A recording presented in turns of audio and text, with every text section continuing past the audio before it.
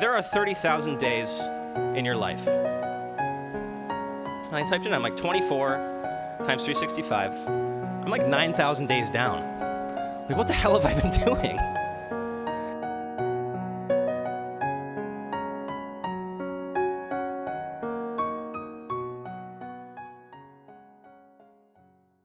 There are a lot of reasons why this is a special day, but the reason that I'm so excited for all of you is that today's the first day of your life where you no longer need to be checking boxes, right? For the first couple decades, it's all about jumping through hoops, get these test scores, get into this college, take these classes, get this degree, pay your dues and get to work. All of that ends today. The hard thing about planning your life is you have no idea where you're going, but you want to get there as soon as possible. And people here are going to tell you, like, oh, maybe you'll start a company, or maybe you'll cure cancer, or maybe you'll write the next great American novel. And you're probably thinking, or no, I don't know, maybe things will go horribly wrong. I had no idea when I was graduating. If I had to go back to 2006 and start it all over again, what would I do? And what got you here is basically being smart and working hard. But nobody tells you that today the recipe for success changes. And so what I want to do is give you guys a little cheat sheet, the one that I would have loved to have on my graduation day. And if you were to look at my cheat sheet, there wouldn't be that much on it. There'd be a tennis ball, there'd be a circle, and there'd be the number 30,000. Now, I know none of that makes sense right now, but let's roll with it. All right, so I started my first company when I was 21. And my co-founder, Andrew Crick, and I had never done this before. So we think starting a company is a big deal. We're like, well, starting a company had been my dream for a long time. And so I remember this moment where I thought, well, maybe I don't have what it takes after all. So it was all good for a while. But a couple years later, things started going downhill. As you might expect, building this company has been the most exciting and interesting and fulfilling experience of my life. But what you probably don't know, and what I haven't really talked about, this has also been the most painful and humiliating and frustrating experience too. And I look back over the years, and I can't even count the number of things that have gone wrong. And fortunately, it doesn't matter. That's the thing. Nobody has a 5-0 in real life. The last trap you might fall into after school is this idea of like getting ready, right? Don't get me wrong. Learning is still your top priority. It's the most important thing you can do. But the way you do it changes. From now on, the fastest way to learn is by doing. Otherwise, if you have a dream, you can spend a lifetime planning for it and studying for it and getting ready for it. But what you should be doing is getting started. Bill Gates' first company made software for traffic lights. Okay, Steve Jobs' first company made plastic whistles that allowed you to make free phone calls. Neither of these companies were successful, but it's hard to imagine that these guys were too worried about it. That's my favorite thing about what changes today.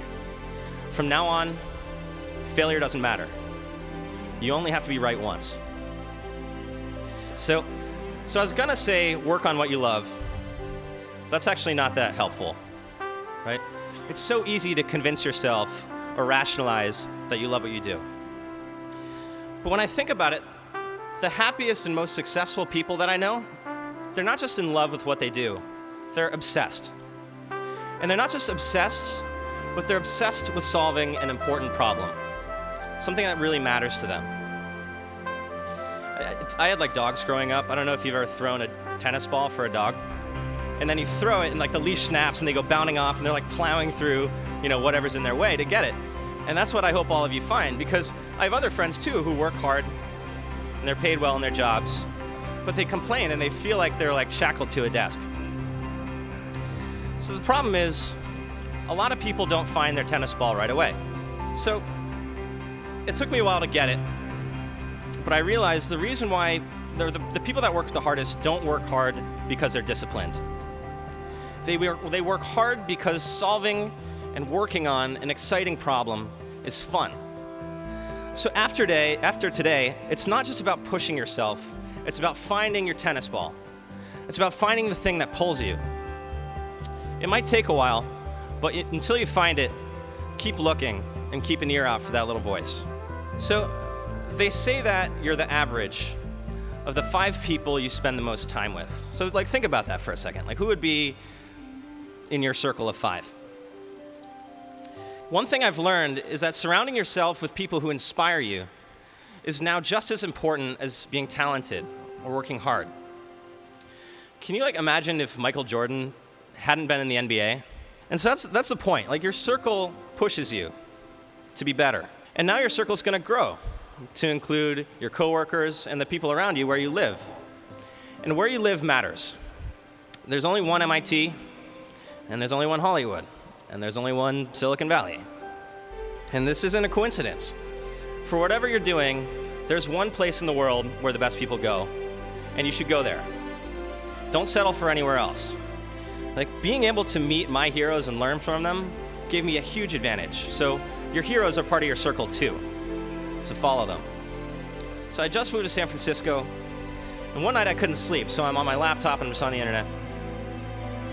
And I run into this page and I read, there are 30,000 days in your life.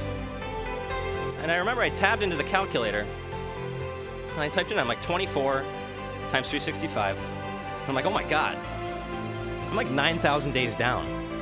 Like, what the hell have I been doing? And by the way, you guys are 8,000 days down. So that's how 30,000 ended up on the cheat sheet. That night, I realized there's no warm-ups, there's no practice rounds, there's no reset buttons.